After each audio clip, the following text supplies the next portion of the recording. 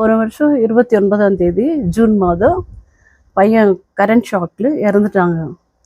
அதாவது சிலுவை இரும்பு சிலுவையாக இருந்ததுனால அந்த கரண்ட் ஷாக்கு அவன் பாட்டு உடனே இருந்தான். அது மரமாக இருந்திருந்தா அவனுக்கு அந்த இன்சிடெண்ட் ஆகிருக்காது. அவன் நல்லா இருந்த பிள்ளை தான். நான் அந்த மாதிரி ஆயிடுச்சு. நாங்கள் போய் அவன் ஸ்பாட் அவுட் ஆகிட்டான். 2-3 பேர் இன்ஜூரி எல்லாம். இப்போது நாங்கள் போய் எம்எல்ஏ மேடம் கிட்ட சொன்னோம், இது மாதிரி ஆகிட்டு இருந்தது. அவங்க சாரி கேட்டாங்க. நான் உடனே சாவுக்கு வந்து பார்க்க முடியல, அதனால சாரி பண்ணிக்கோங்கன்னு அவங்ககிட்ட தொடர்ந்து ஒரு 2-3 முறை போனோம். போன பிறகு அவங்க கேபி ஆஃபீஸ் ஹையர் அஃபீஷியல்ஸ்க்கெல்லாம் ஃபோன் பண்ணி இவங்களுக்கு இந்த ஃபேமிலிக்கு எதனா செய்யணும்னு சொன்னாங்க. அதனால் எல்லாம் செஞ்சு அவங்களுடைய ஹெல்ப்பால் தான் இவங்களுக்கு ஒரு நிவாரணம் கிடச்சிது. அதாவது அவங்க செக்கு கொண்டு வந்து கொடுத்தாங்க தங்கச்சி கையில். இப்போ வாங்கின இன்றைக்கி அவங்க கேபி அஃபிஷியல்ஸுக்கும் சரி, எம்எல்ஏ மேடக்கும் சரி, ஃபேமிலி சார்பாக நாங்கள் நன்றி தெரிவிக்கிறோம். 5 லட்சம் கொண்டு வந்து கொடுத்துருக்குறாங்க செக்கு. கோலார் தங்கவயல் மாரிகுப்பம் பகுதி பிராங்கன்கோ அருகில் உள்ள அந்தோனியார் கோயில் திருவிழாவில் சென்ற வருடம் தேர் ஊர்வலத்தின் போது 11 kV மின்சாரம் தாக்கி வினோத்குமார் என்பவர் அகால மரணம் அடைந்தார். அதன் தொடர்ச்சியாக பெஸ்காம் அதிகாரிகளிடம் தொடர்ந்து போராடி அந்த குடும்பத்திற்கு 5 லட்சம் ரூபாய் நிவாரணம் வாங்கி கொடுத்து இன்று அவர்களுக்கு உரிய செக்கை எம்எல்ஏ வழங்கினார்.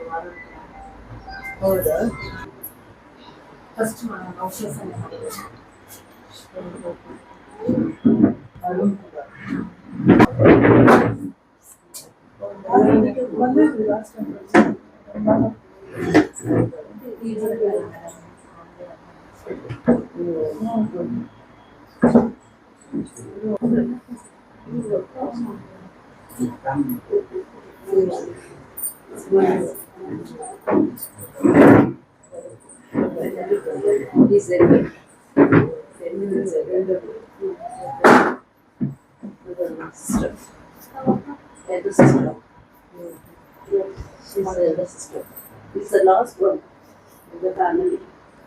Our last.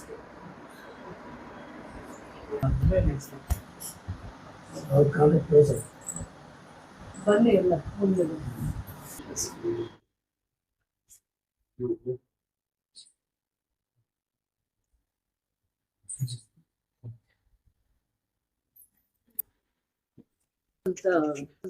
ಎಲೆಕ್ಟ್ರಿಕಲ್ ಕಾಂಟ್ರಾಕ್ಟರ್ ಆಗಿ ಕೆಲಸ ಮಾಡಿದ್ದಾರೆ. ಬೆಸ್ಕಾಮ್ ಅಲ್ಲಿ ಕಾಂಟ್ರಾಕ್ಟ್ ಬೇಸಿಸ್ ಮೇಲೆ ಕೆಲಸ ಮಾಡಿದ್ದಾರೆ. ಅವ್ರ ತಾಯಿ ಸೆಲ್ವಿ ಅವರಂತ ಹಿಂದೆ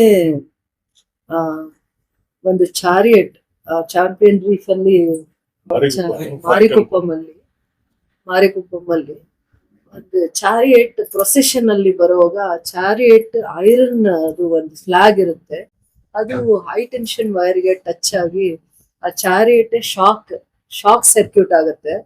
ಆ ತರದ್ ಒಂದು ಇನ್ಸಿಡೆಂಟ್ ಆಗಿ ಒಂದು ದೇವ್ರ ಕೆಲಸ ಮಾಡಕ್ ಹೋದಾಗ ಈ ತರದ್ ಒಂದು ಇನ್ಸಿಡೆಂಟ್ ಆಗಿ ಆ ಕುಟುಂಬ ತುಂಬಾ ಬಾಧಿತರಾಗಿರ್ತಾರೆ. ಅರುಣ್ಗೆ ಒಂದು ಎಲ್ಡರ್ ಬ್ರದರ್, 2 ಸಿಸ್ಟರ್ಸ್ ಇದ್ದಾರೆ. ಅವ್ರ ತಾಯಿ ಇರ್ತಾರೆ.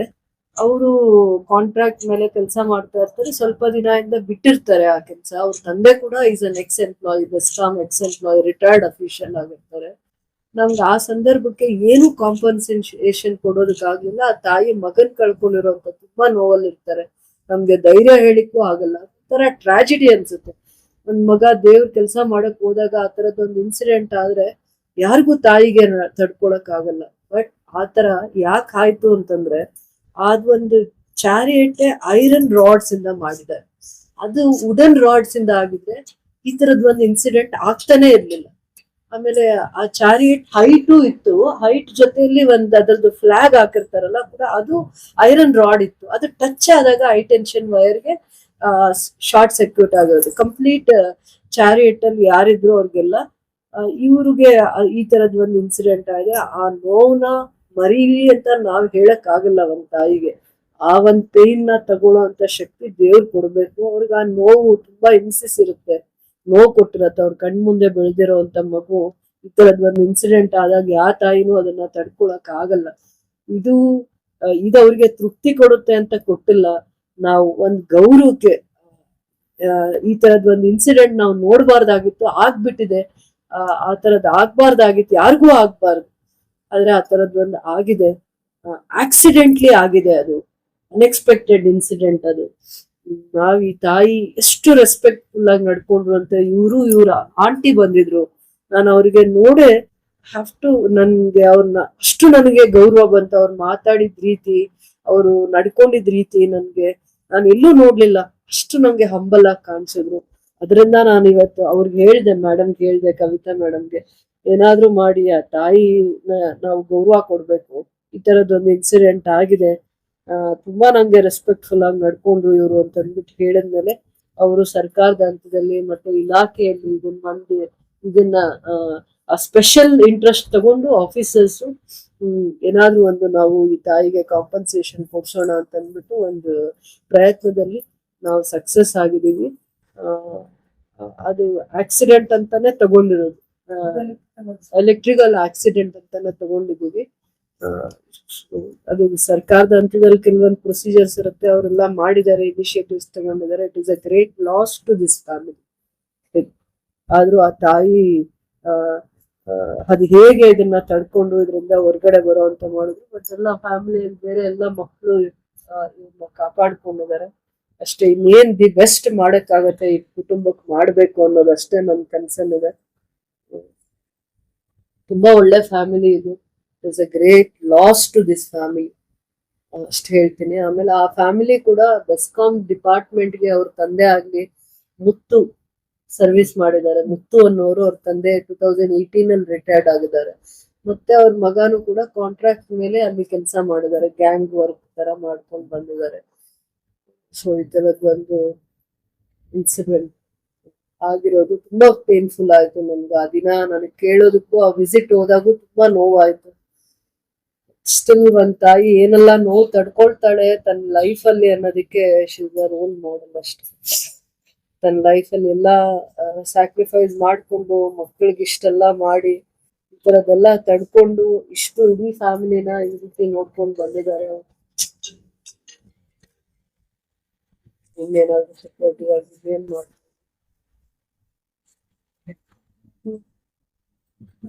ಬಂದಿದ್ ನೋಡೇ ನನ್ಗೆ ತುಂಬಾ ರೆಸ್ಪೆಕ್ಟ್ ಅನಿಸ್ತು. ನಾನು ಮತ್ತೆ ಇವರು ಡಿಪಾರ್ಟ್ಮೆಂಟ್ ಅವರು ಏನೋ ಒಂದ್ ಈ ತರದ್ ಇನ್ಸಿಡೆಂಟ್ ಆಗಿದೆ, ಆ ಫ್ಯಾಮಿಲಿ ಲಾಸ್ ಆಯ್ತು. ಆ ಫ್ಯಾಮಿಲಿಯಲ್ಲಿ ಒಂದ್ ಫ್ಯಾಮಿಲಿ ಮೆಂಬರು, ಅರ್ನಿಂಗ್ ಪರ್ಸನ್, ಆ ಕುಟುಂಬ ನೋಡ್ಕೊಳ್ತಾ ಇದ್ದವರು ಕಳ್ಕೊಂಡಿದ್ದಾರೆ. ಅವ್ರು ಎಂತ ನೋವಲ್ಲಿ ಇರ್ತಾರೆ, ನಾವು ಸಮಾಧಾನ ಮಾಡ್ಬೇಕು ಅಂತ ನಾವು ಮಾತಾಡ್ಕೊಳ್ತಾ ಇದ್ದಾಗ